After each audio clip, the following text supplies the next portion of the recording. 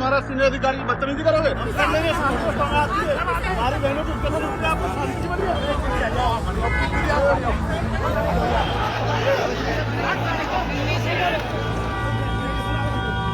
नमस्कार, न्यूज 31 देख रहे हैं आप और मैं हूं आपके साथ नैना। उत्तर प्रदेश के मेरठ जिले में दलित महिला हत्याकांड के पीड़ित परिवार से मिलने के लिए आजाद समाज पार्टी प्रमुख और नगीना से सांसद चंद्रशेखर आजाद पहुंचे, लेकिन पुलिस ने उन्हें कई जगह रोकने और धक्का मुक्की करने की कोशिश की। चंद्रशेखर ने साफ कहा कि उनका मकसद केवल पीड़ित परिवार से मिलकर उन्हें हिम्मत देना और उनके दर्द को समझना था। फिर भी पुलिस ने सांसद को रोकने में अपनी पूरी ताकत लगा दी। अब सवाल ये उठता है कि क्या यही है महिला सुरक्षा और न्याय की नीति? क्या यही है वो सुरक्षा जिस पर महिलाओं को भरोसा होना चाहिए? बता दें कि उत्तर प्रदेश के मेरठ जिले के सरदना थाना क्षेत्र के कबसाड़ गांव में एक दलित महिला की हत्या और उसकी बेटी के अपहरण ने प्रदेश की राजनीति को गरमा दिया है। इस घटना के बाद नगीना संसदीय सीट से सांसद और आजाद समाज पार्टी प्रमुख चंद्रशेखर आजाद पीड़ित परिवार से मिलने मेरठ जा रहे थे। इस दौरान उत्तर प्रदेश पुलिस ने उन्हें कई जगह रोकने की कोशिश की और पुलिस के साथ सांसद की धक्का मुक्की भी हुई। चंद्रशेखर आजाद ने मीडिया से बातचीत में कहा कि उनका मकसद केवल पीड़ित परिवार से मिलकर उन्हें हिम्मत देना और उनके दर्द को समझना था। उन्होंने पुलिस पर भी निशाना साधते हुए कहा, अगर इतनी ताकत अपराधियों को पकड़ने में लगाई जाती तो आरोपी अब तक सलाखों के पीछे होते। उन्होंने ये भी कहा कि हमारी बहनों की इज्जत लूटी जा रही है और आपको शांति की पड़ी है। पुलिस ने उन्हें गाजीपुर बॉर्डर पर रोक दिया, लेकिन सांसद ने काफी मशक्कत करके मेरठ तक का सफर पूरा किया। दरअसल कबसाड़ गांव में दिन दहाड़े कुछ दबंगों ने एक दलित युवती का अपहरण कर लिया और उसकी मां को विरोध करने पर धारदार हथियार से हमला करके मार डाला। इस घटना ने स्थानीय और राज्य स्तर पर भारी आक्रोश फैला दिया है। वहीं पुलिस का कहना यह है कि दलित महिला की हत्या और उसकी बेटी के किडनैप के मामले में पुलिस ने आरोपी को गिरफ्तार कर लिया है। साथ ही किडनैप की गई युवती को भी सकुशल बरामद कर लिया है।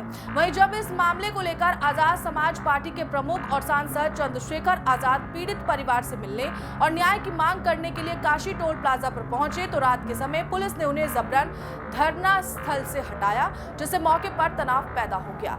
घटना के दौरान उनके समर्थकों और पुलिस के बीच भिड़ंत और धक्का मुक्की की तस्वीरें सोशल मीडिया पर वायरल हो गई हैं। गाजियाबाद में भी पुलिस ने उन्हें रोकने की कोशिश की, जहां सांसद और उनके समर्थकों के बीच संघर्ष देखने को मिला। नहीं, मैं कोई बहुत बड़ा कोई वो हूँ जो मेरी बात से कोई डरेगा भाई। मैं तो साधारण सा आदमी हूँ, कमजोर वर्गों का एक अफसरों से बातचीत हुई है क्या? देखिए, मांग पहले तो ये है कि परिवार से बातचीत हो जाए।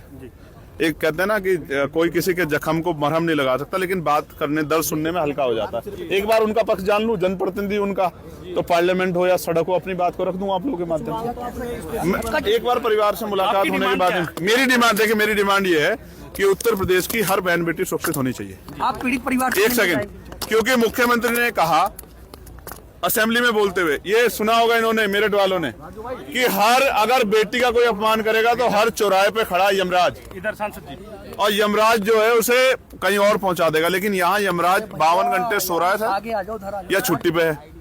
इसका जवाब मुख्यमंत्री दें कि यहाँ 52 घंटे में यमराज जी कहीं सो गए, गहरी निद्रा में कुंभकर्ण बन गए हैं, या यमराज जी छुट्टी पे चले गए। इसका जवाब मुख्यमंत्री जी को देना चाहिए। या फिर वो सिर्फ रील बनवाने के लिए असेंबली में खड़े होकर कोई भी भाषण पेल देते हैं, इसका जवाब उनको देना है। वो कह रहे हैं कि हमने आर्थिक मदद दे दी है, आर्थिक मदद भी दे दी है, और संगी सोम कह रहे हैं आर्थिक मदद दे दी है, और न्याय के लिए हम खुद यहाँ बैठे हुए हैं।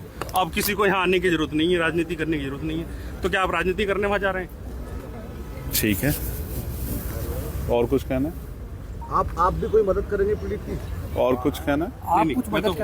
मैं तो जानना चाह रहा हूँ आपसे, कहना नहीं। मैं जो कुछ जवाब देना होगा ना वो प्रशासन से बात करके दे दूंगा।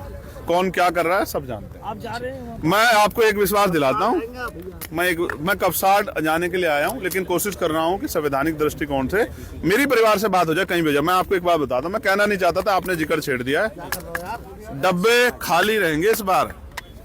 कमजोर वर्गों के लिए, बहन बेटियों के स्वाभिमान सम्मान की रक्षा करना जानते हैं, हर आदमी के कैरेक्टर को जानते हैं। समय जवाब देगा, चिंता मत करो।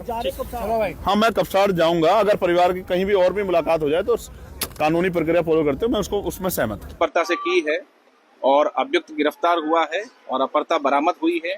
इसमें आगे जो भी विधिक कार्यवाही है वो की जा रही है और किसी भी व्यक्ति को किसी भी व्यक्ति को शांति व्यवस्था खराब करने के लिए अनुमति नहीं दी जाएगी और अगर कोई करता है या कोई प्रयास करेगा किसी की वजह से गड़बड़ी हुई तो उसमें कार्यवाही भी की जाएगी। सर ये दोनों अभी कहाँ से बरामद करे गए हैं और अभी तक पूछताछ में क्या सामने आया है?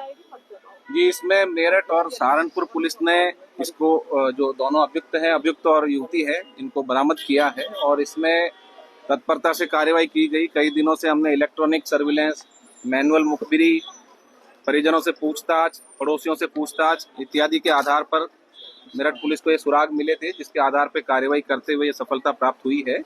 इसमें फिलहाल अभी हम इनसे पूछताछ करेंगे और जो भी चीजें सामने आएंगी विधि अनुसार उसमें कार्रवाई आगे। सर ये लोग बरामद कहाँ से हुए, कहाँ चले गए थे? नाबालिग बताया गया था, इस बात में सर ये थोड़ा सा कंफ्यूजन है लड़की का कि नाबालिग। जैसा मैंने आपको बताया अभी बरामद हुए हैं, तो जो भी युवती का बयान है, जो भी इसमें कार्यवाही है, विधिक कार्यवाही, वो नियमानुसार की जाएगी और सारी चीजों से आपको अवगत कराया जाएगा।